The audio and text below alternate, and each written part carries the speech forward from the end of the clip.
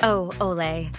You're finally ready to log into your bank or book an appointment, and suddenly your phone is buzzing with a message you can't read. You've just met your 6-digit digital key to almost everything in Israel. When that text hits your phone, don't panic. Just look for the numbers. Whether it's from your health fund, your bank, or a government office, that code is usually only valid for 5 to 10 minutes, so you have to move fast. But here's the big tip. If the text never shows up, or you have a phone that doesn't take messages, look for the voice option link. Instead of a text, the system will call you, and an automated voice will read the code aloud to you in Hebrew. Just have a pen ready, because it usually only repeats the numbers twice before hanging up. If you are listening to the code, you've got to know your numbers.